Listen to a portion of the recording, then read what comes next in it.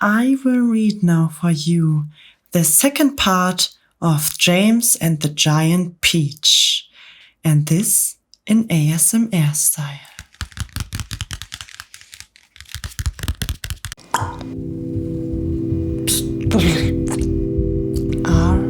ASMR Katz.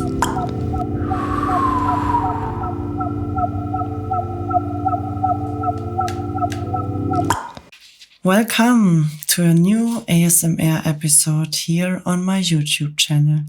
My name is ASMR Katz and I'm a heavily tattooed red girl who will go with you on the adventure of sound. Right now, I work myself through the Roald Dahl collection and I already read the first part of James and the Giant Peach.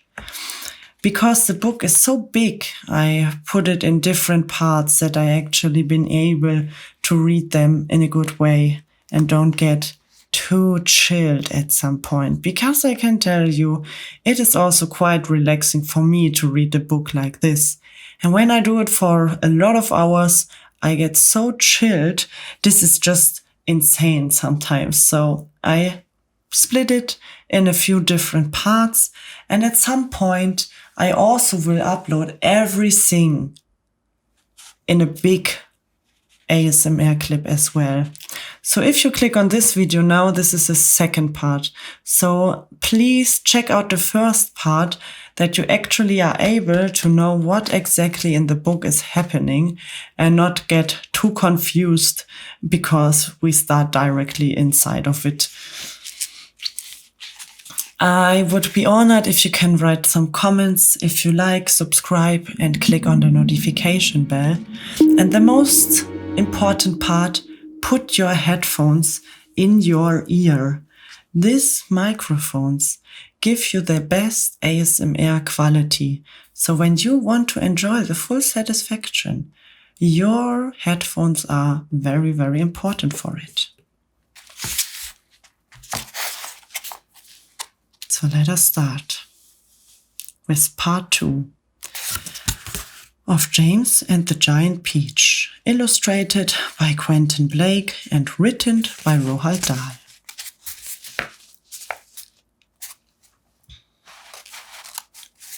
"16. And now the peach had broken out of the garden and was over the edge of the hill, rolling and bouncing down the steep slope at a terrific pace.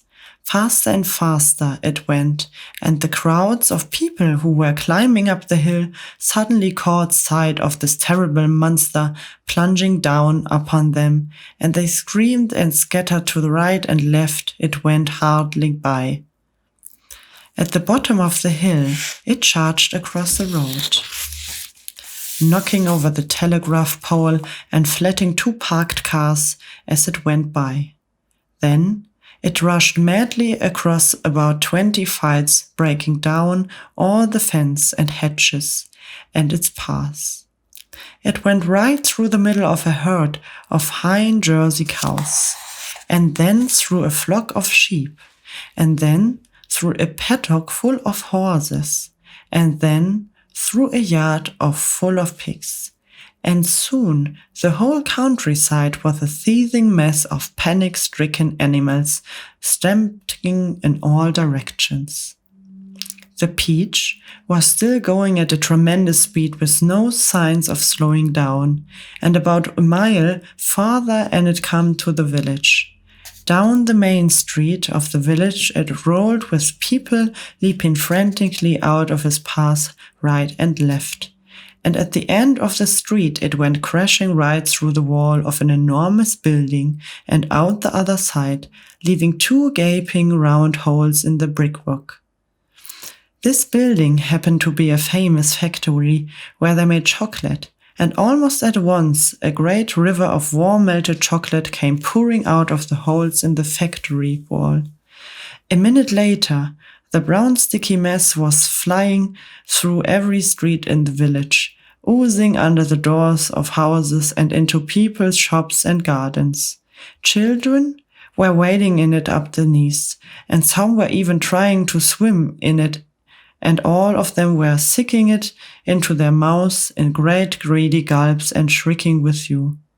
But the peach rushed on across the countryside, on and on and on, leaving a trail of destruction in its wake.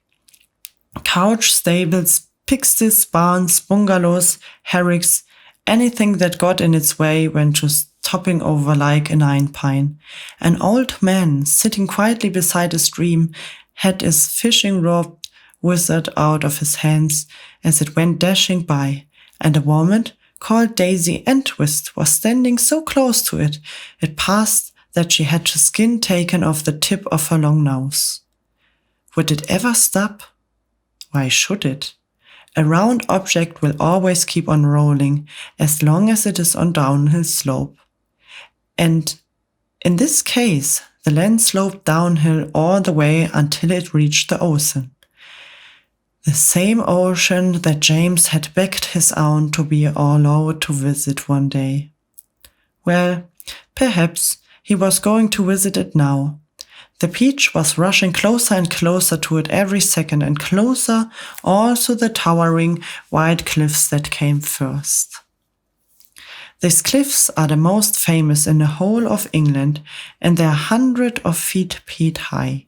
Below them, the sea is deep and cold and hungry. Many ships have been swallowed up in the last 4 even of this part of the coast, and all the men who were in this as well.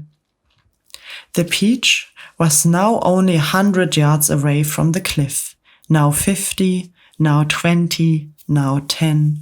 And when it reached the edge of the cliff, it seemed to leap up in the sky and hang there suspended for a few seconds, still turning over and over in the air. Then it began to fall, down, down and down, smack.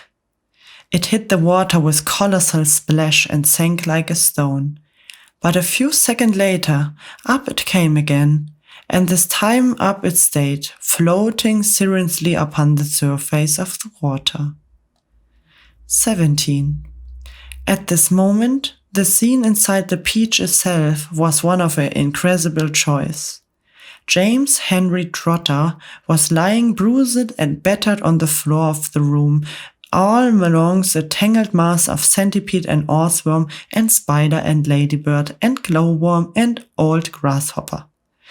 In the whole history of the world, no travelers had ever had more terrible journey than these unfortunate creatures. It had started out well, with much laughing and shouting, and for the first few seconds as the peach had begun to roll slowly, nobody had minding being tumbled a little bit. And when it went pump, and the centipede had shouted, that was our sponge. And then pump again, that was our spiker. There had been a tremendous burst of cheering all around. But as soon as the peach rolled out of the garden and began to go down the deep hill, rushing and blocking and bounding madly downward, then the whole thing became a nightmare. James found himself being flummed up against the ceiling, then back on the floor, then sideways against the wall, then up on the ceiling again, and up and down and back and forth and round, and at the same time all the other creatures were flying through the air in every direction. And so were the chairs and the sofa, not to maintain the 42 boots belonged to the centipede. Everything and all of them were being related around like peas, inside an enormous rattle that was being rattled by a mad giant who refused to stop. To make it worse, something went wrong with the glowworm's lighting system, and the room was in pitch darkness. There were screams and yells and curses and cries of pain, and everything kept going round, and once James made a frantic grab at some thick bars sticking out from the wall, only to find the way were a couple of centipede's legs. "Let go, you idiot," shouted the centipede, kicking himself free, and James was promptly flung across the room into the old green grasshopper's horny lap. Twice he got tangled up in Miss Spider's legs. A horrid business. and towards the end, the poor earthworm, who was cracking himself like a whip every time he flew through the air from one side of the room to the other, coiled himself around James' body in a panic and refused to unwind. Oh, it was frantic and terrible trip. But it was all over now, and the room was suddenly very, very still and quiet. Everybody was begging slowly and painfully to disengable himself from everybody else. "Let's have some light," shouted the centipede. "Yes," they cried. "Light, give us some light." "I'm trying," answered the poor glowworm. "I'm doing my best. Please be patient." They all waited in silence. Then a faint greenish light began to glimmer out of the glowworm's tail, and this gradually became stronger and stronger until it was anyway enough to see by. "Some great journey," the centipede said, limpering across the room.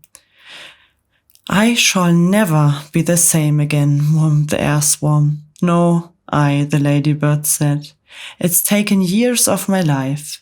"But my dear friends," cried the old grasshopper, trying to be cheerful, "we are there."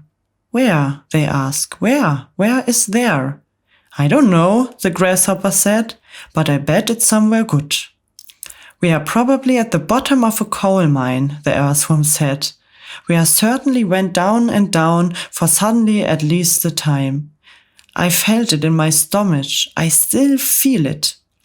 "Perhaps we are in the middle of a beautiful country full of songs and music," the old grasshopper said, "or near the seashore, with lots of other children down on the sand for me to play," said James.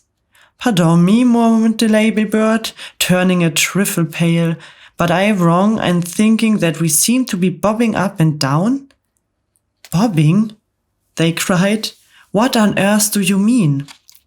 "You're still giddy from the journey," the old green grasshopper told her.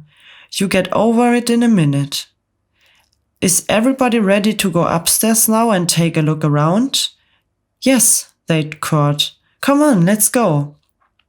"I refuse to show myself out of the doors in my bare feet," the centipede said. "I have to get my boots in again first." "For heaven's sake, let's not go through all that nonsense again," the earthworm said. "Let's all lend the centipede a hand and it get over with. Come on." So they did all except Miss Spider, who has about weaving a long rope ladder that would reach from the floor up to the whole ceiling. The old green grasshopper had wisely said that they must not risk going out of the side entrance when they didn't know where they are, but most first of all go up on the top of the peach and have a look around. So half an hour later, when the rope ladder had been finished and hung, and the 40-second boot has been laced neatly, and the centipede's 40-second foot there were already go out, amidst mounting excitement and shouts of, "Here we go, boys, the promised land. I can't wait to see it." The whole company climbed up the ladder and by one and disappeared into a dark, soggy tunnel on the ceiling that went steeply, almost vertical upward. 18. A minute later, they were out in the open, standing on the very top of the peach, near the steam, blinking their eyes in the strong sunlight and peering nervously around. "What happened? Where are we? This is impossible, unbelievable, terrible. I told you we were booping and down," the ladybird said. "We're in the middle of the sea," cried James. And indeed they were. A strong current and high wind had carried the peach so quickly away from the shore that already the land was out of sight. All around them lay the vast black ocean, deep and hungry. Little waves were bibbling against the sides of the peach. "But how did it happen?" they cried. "Where are the fields? Where are the woods? Where is England?" Nobody, not even James, could understand how in the world a thing like this could have come about. Ladies and gentlemen, the grasshopper said, trying very hard to keep the fear and disappointment out of his voice. I am afraid that we find ourselves in a rather awkward situation. Awkward? Cried the earthworm. My dear old grasshopper, we are finished. Every one of us is about to perish. I may be blind, but that much I can see, and I see it quite clearly. Off with my boots, shouted the centipede. I cannot swim with my boots. I can't swim at all, cried the ladybird. Nor can I, wailed the glowworm. Nor I, said Miss Mitre. None of us 3 girls can swim a single stroke. But you want to have a swim, said James calmly. We are floating beautifully, and sooner or later a ship is bound to come along and pick us up. They all stared at him in amazement. Are you quite sure that we are not sinking? The ladybird asked. Of course I'm sure, answered James. Go and look for yourself. They all ran over the side of the peach and peered down at the water below. The boy is quite right, the old green grasshopper said. We are floating beautifully. Now we must all sit down and keep perfectly calm. Everything will be all right in the end. Absolutely nonsense, cried the earthworm. Nothing is ever all right in the end, and well, you know it. Poor earthworm, the ladybird said, whispering in James' ear. He loves to make everything into a disaster. He hates to be happy. He's only happy when he's gloomy. Now, isn't that odd? But then, I suppose just being an earthworm is enough to make a person pretty gloomy, don't you agree? If this peach is not going to sink, the earthworm said, and if we are not going to be drowned, then every one of us going to starve to death instead. Do you realize that we haven't a thing to eat since yesterday morning? By golly, he's right, cried the centipede. For one, the earthworm is right. Of course I'm right, the earthworm said, and we are not likely to find anything around here either.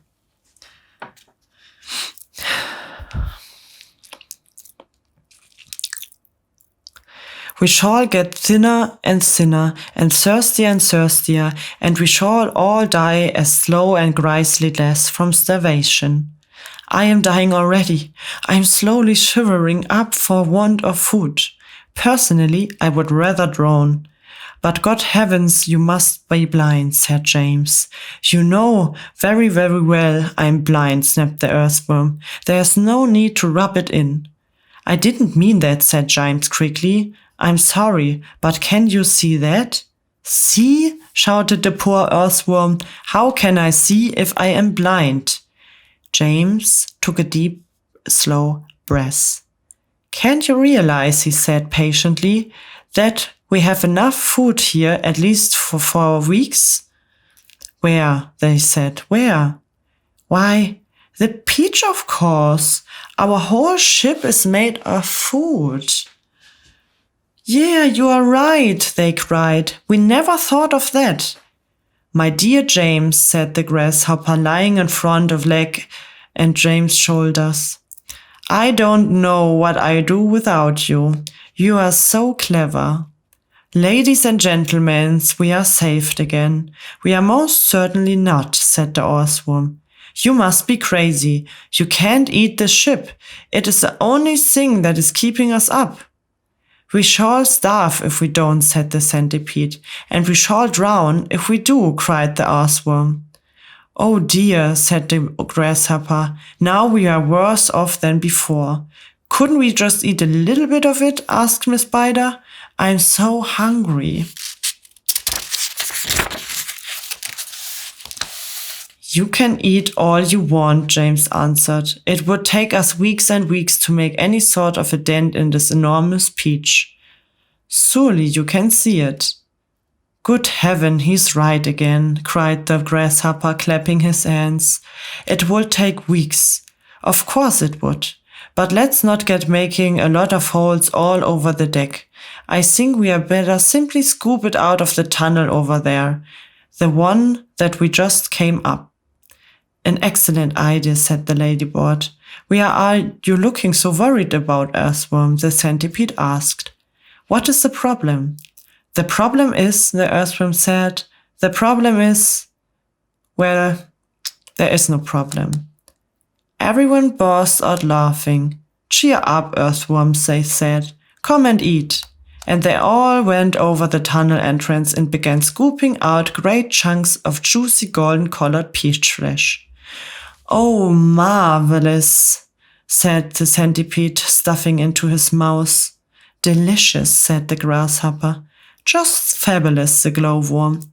Oh my, said the ladybird, what a heavenly taste. She looked up at James and she smiled, and James smiled back at her. They sat down on the deck together, both of them chewing away happily. You know, James, the ladybird said, up until this moment I have never in my life tasted anything except those tiny little green fries that live in the rose bushes. They have a perfectly delightful flavor, but this peach is even better. Isn't it glorious, Miss Spider said, coming over to join them. Personally, I had always thought that a big juicy cord in the web was the finest dinner in the world, until I tasted this. What a flavor, the centipede cried. It's terrific. There's nothing like it. There never have been. And I should know because I personally have tasted all the finest foods in the world. And then they suddenly burst into a song. I've eaten many strange and scrambled dishes in my time, like jellied nuts and dandy-breads and earwigs cooked in slime. And mice with rice, they all are nice when roasted in their prime. But don't forget to sprinkle them with just a pinch of grime. I've eaten fresh murder bugs by the greatest cooks there are, and scrambled dregs and stinkerbug eggs and hornets stewed in tar, and pails of snails and lizard tails and beetles by the jar. A beetle is improved by just a splash of vinegar. I often eat boiled slobbecs, they're grand when they served beside minced doodlebugs and currant slugs, and have ever tried mosquito toes and whamfish rolls, most delightfully fried. The only trouble is the disgrace within me inside.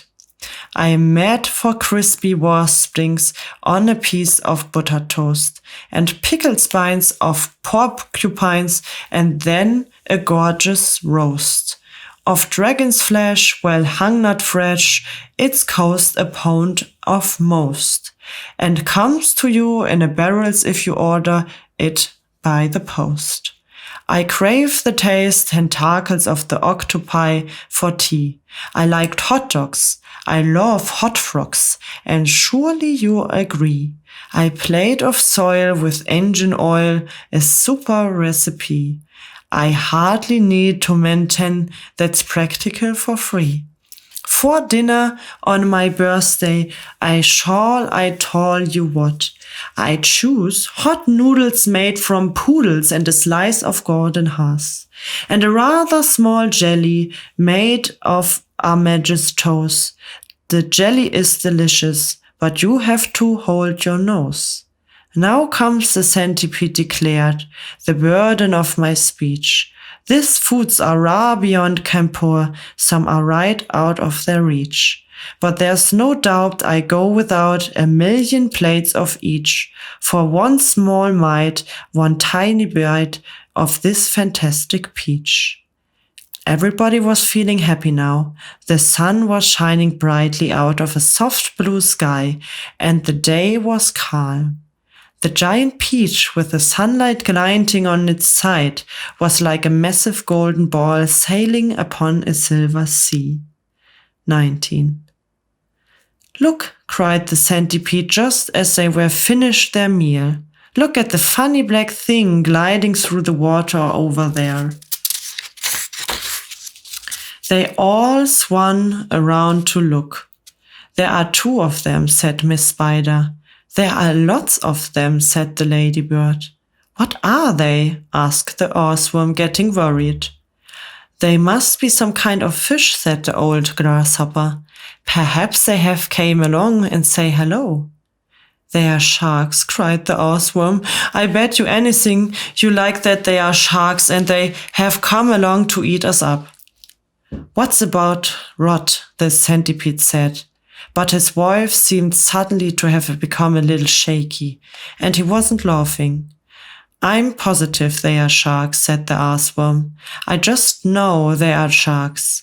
And so, in actual fact, did everybody else, but they were too frightened to admit it. There was a short silence. They all peered down anxiously at the sharks who were very curiously slowly round and round the peach. Just amusing that they are sharks, the centipede said, There still can possibly be in danger if we stay up here. But even as he spoke, one of the thin black fins suddenly changed direction and came cutting swiftly through the water right up to the side of the peach itself. The shark paused and stared up the companion with small, evil eyes. Go away, they shouted. Go away, you filthy beast. Slowly, almost lazily, the shark opened his mouth, which was big enough to have swallowed a perambulator, and made a lunge at the peach. They all watched aghast, and now, as they thought it a signal from the leader, all the other sharks came swinging in towards the peach, and they clustered around it and began to attack furiously. There must have been 20 or 30 of them at least, all pushing and fighting and lashing their tails and churning the water into froth. Panic broke out immediately on top of the peach. Oh, we are finished now, cried Miss Spider, wrinking her feet. They will eat up the whole peach, and then there'll be nothing left for us then on their all start on us. She is right, shouted the ladybird. We are lost forever. Oh, I don't want to be eaten, wailed the earthworm. But they will take my first of all, because I'm so fat and juicy and I have no bones. Is there nothing we can do? Asked the ladybird to James. Surely you can think of a way out of this. Suddenly, they were all looking at James. Think, begged Miss Spider. Think, James. Come on, said the centipede. There must be something we can do. Their eyes waited upon him, tense, anxious, pathetically, and hopeful. 20. There is something that I believe we might try, James Henry Trotted said slowly. I'm not saying it will work. Tell us, cried the earthworm. Tell us quickly. We try anything, you say. The centipede said. But hurry, be quiet and let the boy speak, said the ladybird. Go on, James. They all moved a little closer to him. There was a longish pause. Go on, they cried frantically. Go on. And all the time while they were writing, they could hear the sharks threshing around in the water below them. It was enough to make anyone frantic. Come on, James, the ladybird said, coaxing him. I'm afraid it's not good after all, James murmured, shaking his head. I'm terribly sorry. I forgot. We don't have any string. We need hundreds of yards of string to make this work. What a sort of string? The grasshopper sharply. A short, any sort, just so long as it's strong. But my dear boy, that's exactly what we do have. We've got all you want. How? The silkworm, cried the old grasshopper. Didn't you ever notice the silkworm? She's still downstairs. She never moves. She just lies there sleeping all day long. But we can easily wake her up and make her spin. And what about I asked, said Mr. Spider. I can spin just as well as any silkworm. What's more, I can spin patterns. Can you make enough between you? Asked James. As much as you want. And quickly? Of course. And would it be strong? The strongest there is. It's as thick just as your finger. But why? What are you going to do? I'm going to lift this peach clear out of the water, James announced firmly. You are mad, cried the earthworm. It's our only chance, the boy grazed. He's joking. Go on, James, the ladybird said gently. How are you going to do it? Seagulls, James answered calmly. The place is full of them. Look up there. They all looked up and saw a great mass of seagulls wheeling around and round the sky. I'm going to take a long silk string, and I'm going to loop one end around a seagull neck, and then I'm going to tie the other end on the stem of the peach. He pointed the peach stem, which was standing up like a short, thick mast in the middle of the deck. Then I'm going to get another seagull and do the same thing again, and another. Ridiculously, they shouted. Madness. And the grasshopper said, how can you few seagulls lift an enormous thing like us into the air? And all of us well, it would be hundreds and thousands. There is no shortage for seagulls, James answered. Look for yourself. Well, probably need 400, 5 or 100, 600, maybe even 1,000, I don't know. I shall simply go on hooking them up to stem until we have enough to lift us. They'll be bound to lift us in the end. It's like a balloon. You give someone enough balloons to hold, really enough, then up it goes. And a seagull has far more lifting power than a balloon, if only we have the time to do it. You are absolutely out of your head, said the earthworm. How on earth do you propose to get a loop of string around a seagull neck? I suppose you're going to fly up there yourself and catch it. The boy Stotty said, the centipede. Let him finish, said the ladybird. Go on, James. How would you do it? With bait. Bait? What sort of bait? With a worm, of course. Seagulls love worms, didn't you know that? And luckily for us, we have here the biggest, fattest, pinkest, juicy earthworm in the world. You can stop right there, the earthworm said. That's quite enough. Go on, the other said. Begin to grow in the earth. Go on. The seagulls have already spotted him, James continued. That's why there are so many of them cycling around. But they daren't come down to get him while all the rest of us is standing here. So this is what? Stop, cried the earthworm. I won't have it. I refuse. Be quiet, said the centipede. Mind your own business. I like that. My dear earthworm, you're going to be eaten anyway, so what difference does it make whether it's shark or seagulls? I won't do it. Why don't we hear what the plan is at first, said the grasshopper. I don't give a hoot what the plan is, cried the earthworm. I'm not going to be pecked to death by a bunch of seagulls.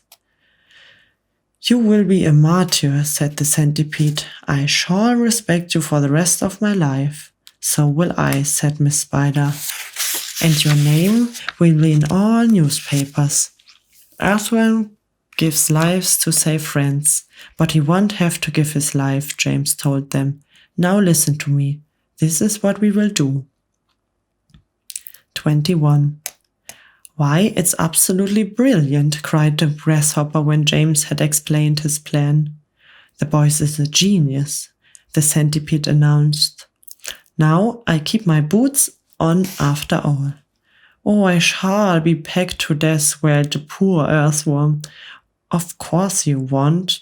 "I will. And I won't even be able to see them coming at me because I have no eyes." James went over and put an arm gently around the earthworm's shoulder. "I won't let touch you," he said. "I promise I won't. But we got to hurry. Look down there." There were more sharks than ever around the peach. The water was boiling with them.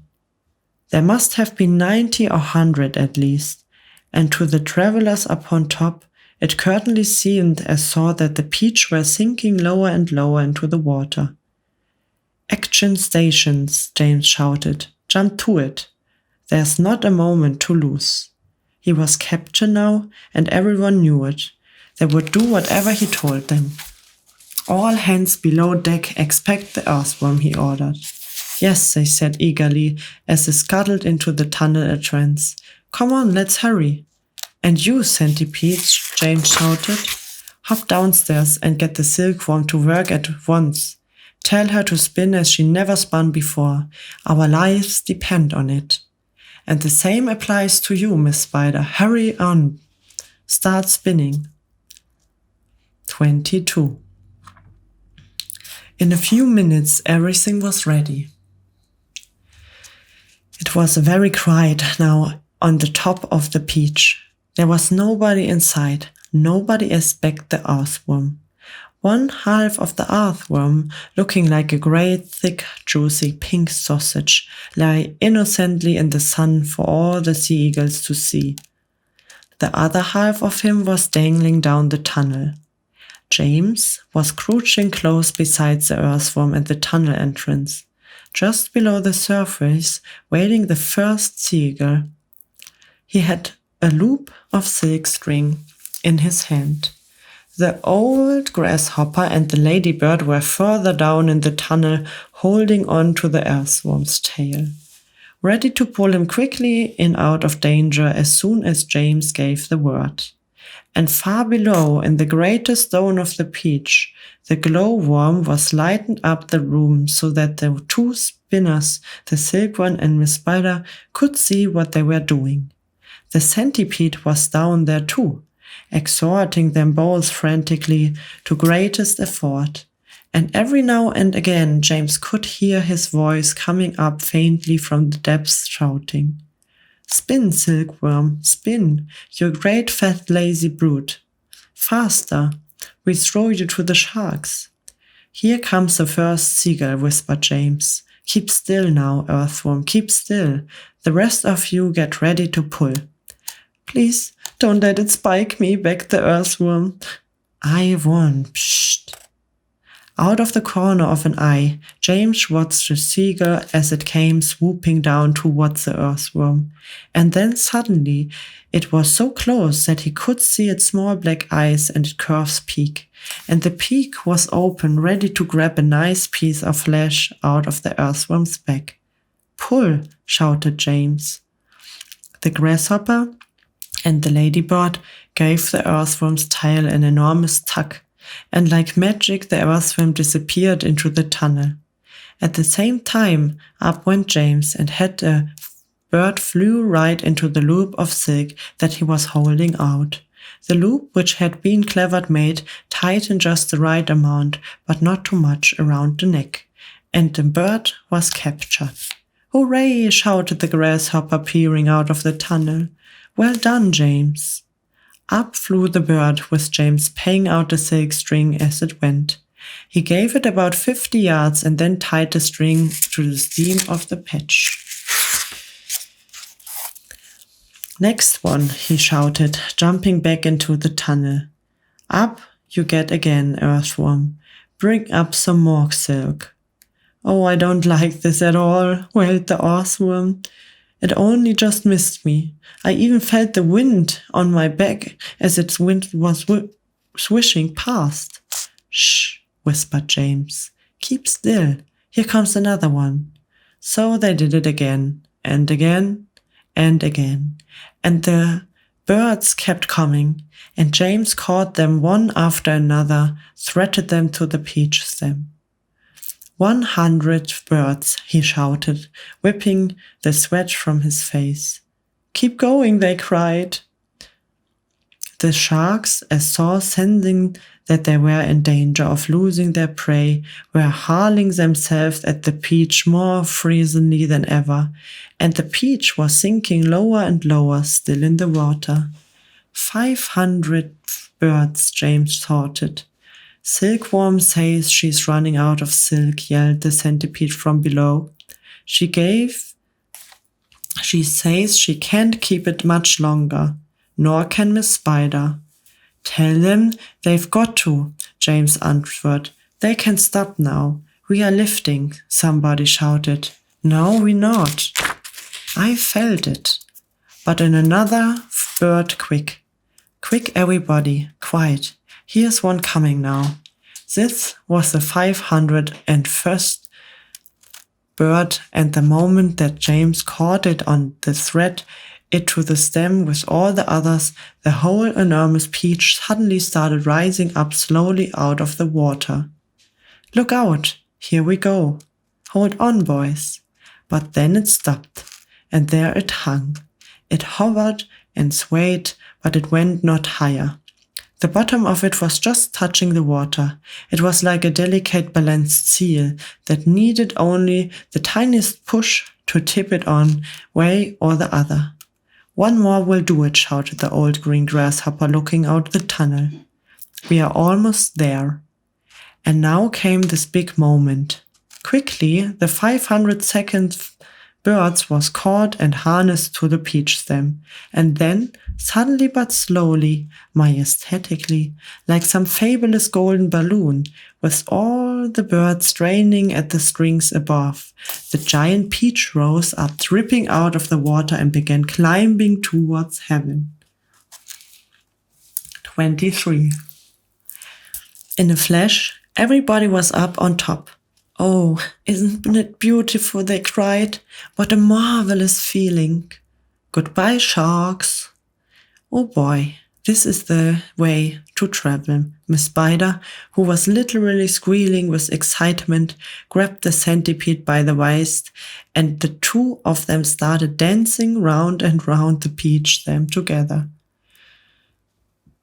The earthworm stood up on his tail and did a sort of wriggle of joy all by himself. The old grasshopper kept hopping higher and higher in the air. The ladybird rushed over and shook James warmly by the hand. The glowworm, who at the best of times was very shy and silent, sat glowing with pleasure near the tunnel entrance. Even the silkworm, looking white and thin and completely exhausted, came out creeping out of the tunnel and watched this miracle. Up and up they went, and soon they were as high as the top of church steel above the ocean. I'm a bit worried about the peach, James said to the others as soon as all dancing and shouting had stopped. I wonder how much damage those sharks have done it underneath. It's quite impossible to tell from up here. Why don't I go over the side and make an inspection, Miss Spider said. I will be try to no trouble at all, I assure you.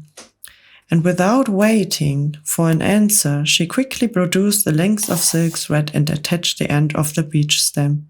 I'll be back in a sec, she said, and then she walked calmly over the edge of the peach and jumped off, paying out of the thread behind her as she fell.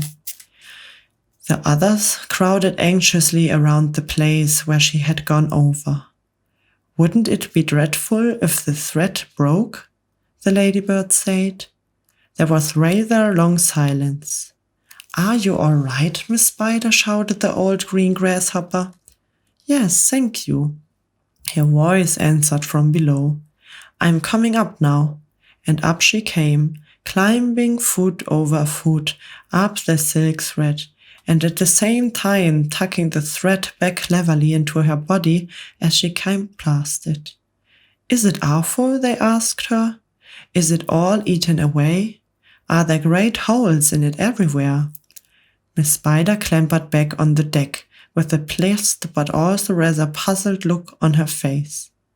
You won't believe this, she said, but there's hardly any damage done there at all. The peach is almost untouched. There are just a few tiny pieces out of it here and there, but nothing more. You must be mistaken, James told her. Of course she is mistaken, the centipede said. I promise you I'm not, the spider answered. But there were hundreds of sharks around us. They churned the water into the froth. We saw the great mouth openings and shutting. I don't care what you saw, Miss Spider. The curd certainly didn't do much damage to the peach. Then why did we start sinking? The centipede asked. Perhaps we didn't start sinking, the old grasshopper suggested. Perhaps we are all so frightened that we simply imagine it. This, in point of fact, was closer to the truth than any of them knew. A shark, you see, has an extremely long, sharp nose, and is set very awkwardly underneath its face and a long way back. This makes it more or less impossible for it to get its teeth into a vast, smooth, curving surface, such as the side of a peach. Even if the creature turns into its back, it still can't do it, because this nose always gets in the way. If you have ever seen a small dog trying to get into his teeth in an enormous ball, then you will be able to imagine roughly how it was with the shark and the peach. It must have been some kind of magic, the ladybird said. The holes must have healed up by themselves. Oh, look! There's a ship below us, shouted James. Everybody rushed to the side and peeped out. None of them had ever seen a ship before. It looks like a big one. It's got 3 funnels. You can even see the people on the decks. Let's wave to them. Do you think they can see us? Neither James nor any of the others knew it, but the ship that was now passing beneath them was actually the Queen Mary, sailing out of English Channel on her way to America. And on the bride of the Queen Mary, the astonished captain was standing with a group of his officers, all of them gaping at the great round ball hovering overhead. I don't like it, the captain said. Nor do I, said the first officer. Do you think it's following us? Said the second officer. I tell you, I don't like it, mourned the captain. It could be dangerous. That's it, cried the captain. It's a secret weapon. Holy Katz, send message to the Queen at once. The country must be warned and give me a telescope. The first officer handed a telescope to the captain. The captain put his eyes on. There's birds everywhere, he cried. The whole sky is teeming with birds. What in the world are they doing? And wait a second. There are people on it. I can see them moving. There's do I have the darned thing focused right? It looks like a boy in short trousers. Yes, I can distinctly see a little boy in short trousers standing up there. And there's a sort of a giant ladybird. Now, just a minute, Captain, the first officer said. And colossal green grasshopper. Captain, the first officer said sharply. Captain, please. And a spider. Oh dear, he has been at the whiskey again, whispered the second officer. And an enormous centipede, screamed the captain. Call the ship's doctor, the first officer said. Our captain is now not well. A moment later, the great round ball disappeared into a cloud, and the people on the ship never saw it again. 24. But up on the beach itself, everyone was still happy and excited. I wonder where we will finish up this time, the earthworm said. "Who cares?" they answered. "Sea eagles always will be back to the land sooner or later." Up on top they went, high above the highest clouds on the beach, swaying gently from the side or floated along. "Wouldn't this be a perfect time for a little music?" the ladybird asked. "How about it, old grasshopper?" "With pleasure, dear lady," the grasshopper answered, bowing from the waist. "Oh, hooray, he's going to play for us!" They cried, and immediately the whole company sat themselves down in the circle around the old green musician, and the concert began. From the moment the first note was struck, the audience became completely spellbound.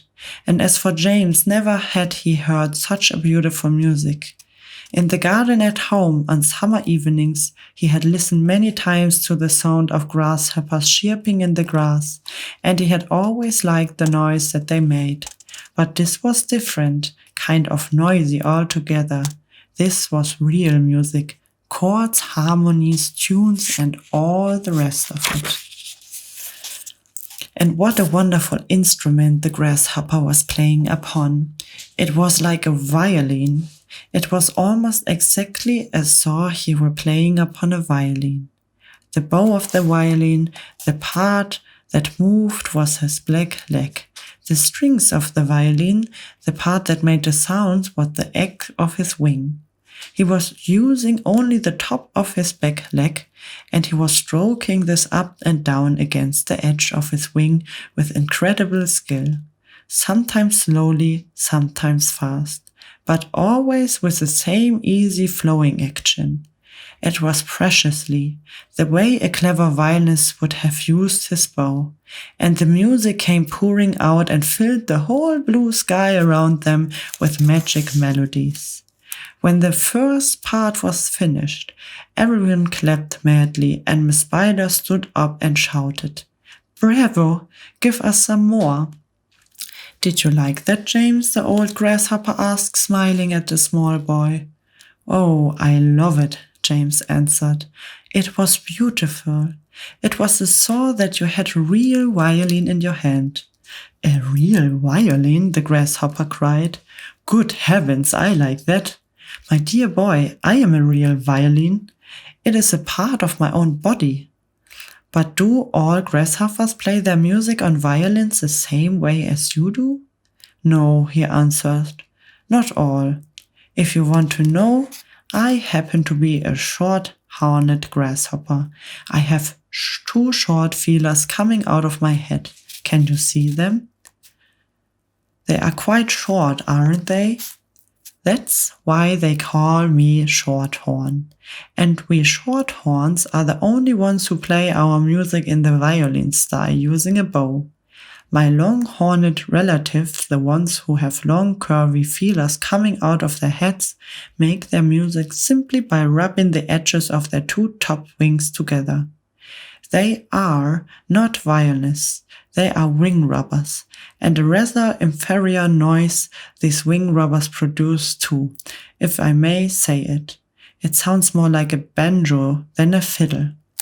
"How fascinating this is," cried James. "And so think that up until now I had never ever even wondered how a grasshopper made his sound." "My dear young fellow," the old green grasshopper said gently, "there are a whole lot of things in this world, of course, that you haven't started wondering about. We are, for example, do you think that I keep my ears?" "Your ears? Why, in your head, of course." Everyone laughed. "You mean you don't even know that?" cried the centipede. "Try again," the grasshopper smiled at James. "You can't possibly keep them anywhere else." "Oh, can't I? Well, I give up. Where do you keep them?" "Right here," the grasshopper said. "One on one each side of my tummy." "It's not true." "Of course it's true. What's peculiar about that?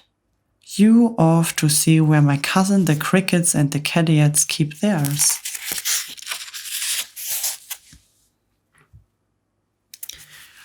"Where do they keep them?" "In their legs." one in each front of the leg, just below the knee. You mean you didn't know that either? The centipede said. You're joking, James said. Nobody could possibly have ears in his legs. Why not? Because it's ridiculous, that's why. You know what I think is ridiculous, the centipede said, grinding away as usual. I don't mean to be rude, but I think it's ridiculous to have ears on the side of an head. It certainly looks ridiculous. You ought to take a peek in the mirror someday and see it for yourself. Pest, cried the earthworm. Why must you always be so rude and rumpinets to everyone? You ought to apologize to James at once. 25.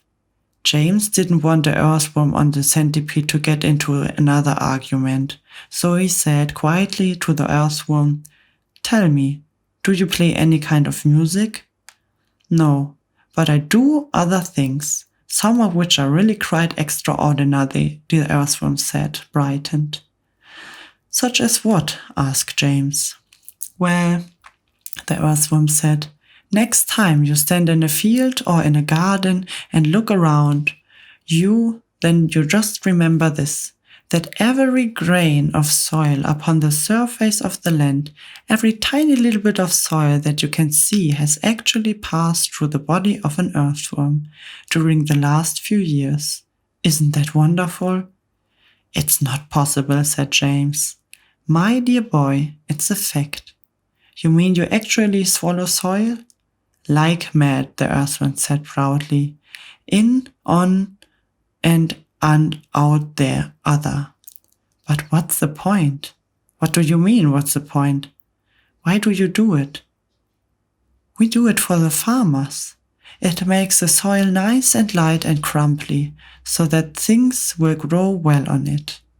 If you really want to know, the farmers couldn't do it without us. We are essential. We are vital. So it is only the natural that the farmer should love us. He loves us even more, I believe, than he loves the ladybird. The ladybird, said James, turning to look at her. Do they love you too? I am told that they do, the ladybird answered, blushing all over. In fact, I understand that in some places the farmers love us much that they go out and buy live ladybirds by the sackful and take them home and set them free in their fields. They are very pleased when they have a lot of ladybirds in their fields. But why? Because we gobble out all the nasty little insects that are gobbling up all the farmers' crops. It helps enormously, and we ourselves don't charge a penny for our services. I think you are wonderful, James told her. Can I ask you a special question? Please do.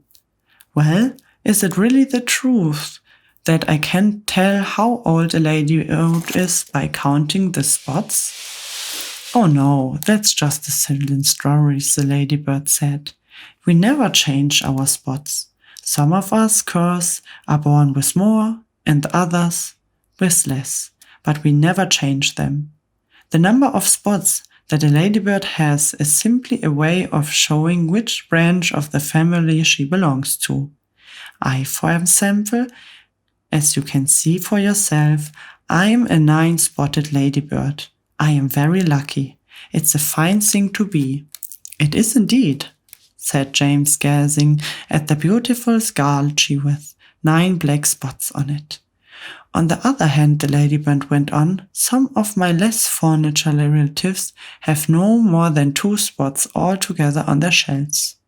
Can you imagine that? They are called 2-spotted ladybirds, and very common ill-mannered they are, I regret to say.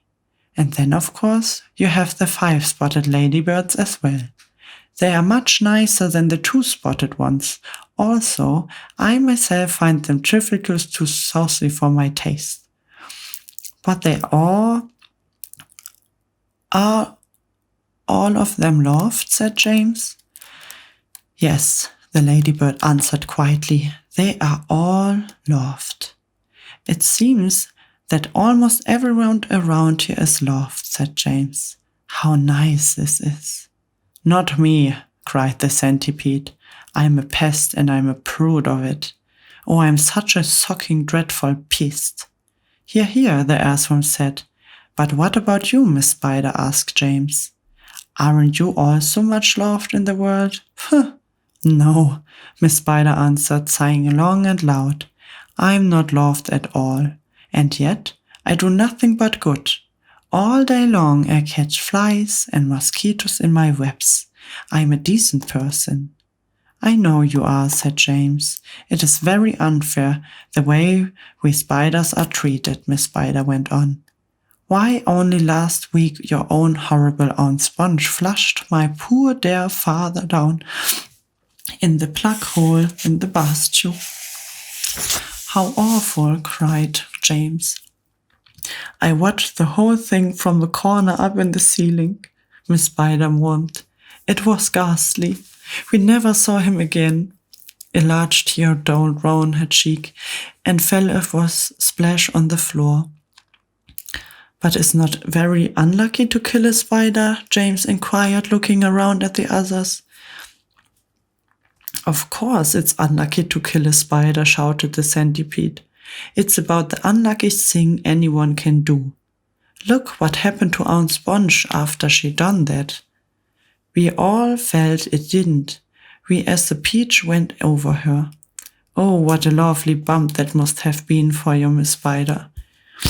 "It was very satisfying," Mrs. Spider answered. "Will you sing us a song about it, please?" So the centipede did. Aunt Sponge was terribly fat, and tremendous flappy at that. Her tummy and waist were as soggy as paste. It was worse on the place where she sat. So she said, "I must make myself flat. I must make myself sleek as a cat. I shall do without dinner to make myself thinner." But along came the peach. Oh, the beautiful peach, and made her far thinner than that. "That was very nice," Miss Spider said. "Now, sing one about Aunt Spiker." "With pleasure," the centipede answered, grinning. Aunt Spiker was thin as a wire, and dry as a bone, only drier. She was so long and thin, if you carried her in, you could use her for poking the fire. "I must do something quickly," she frowned. "I want fat. I want pound upon pound. I must eat lots and lots of marshmallows and coals, till I start bulging out all around." "Ah, yes," she announced, "I have sworn that I'll alter my figure by dawn," cried the peach with a snicker. "I will alter your figure," and I round her out in the lawn. Everybody clapped and called out for more songs from the centipede, who at once launched into his favorite song of all. "Once upon a time, when pigs were swine, and monkeys chewed tobacco, and hens took snuff to make themselves tough, and the ducks said quack, and the porcupines drank fire wines, and goats ate tabai, and old Mother Hubbard got stuck in this—" "Look out, centipede," cried James. "Look out." And this is now the second part of James and the Giant Peach. I just can recommend you to click or wait for the third part of this book. And when you want to know how the story will go on, then feel free to follow, subscribe, and click on the notification bell to see what actually it need to take to see the next episode. Because when you click on the notification bell, you will get the notification about every video, what is waiting for you and coming up. And then you see the third part. And I think it is then the last part.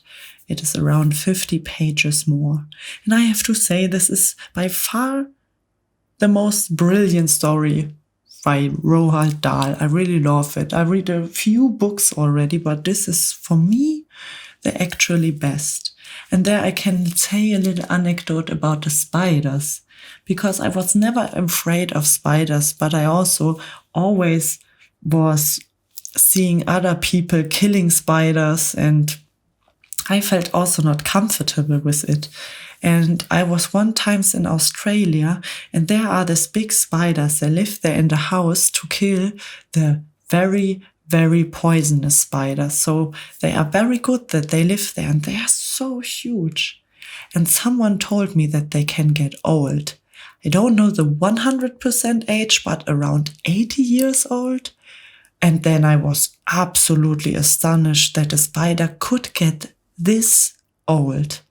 And then I thought I also wouldn't kill an old, wise person. And now I am more open than ever. When I see a spider sitting somewhere where it's not a good place, I take a paper, take the spider on the paper and put it somewhere else where it's more in freedom. And I never killed any spider before, and I will stick to that, because when I think how old spiders can get, then I for sure will overcome my fear and will go for it and let the spider live. This is for me something very, very astonishing, and I'm also pretty sad that a lot of people just kill them and don't think about it. So, this is now it for this ASMR episode. My name is ASMR Katz, and I am happy to show you the adventure of sound. And I hope that you will be part of the third part of this book, because this is by far my most favorite book to now from the Roald Dahl collection. So make peace with the spiders around you. You never know how old they are and what they do good for you and your environment. And I hope that I see you the next time here on my channel with the third part of this book.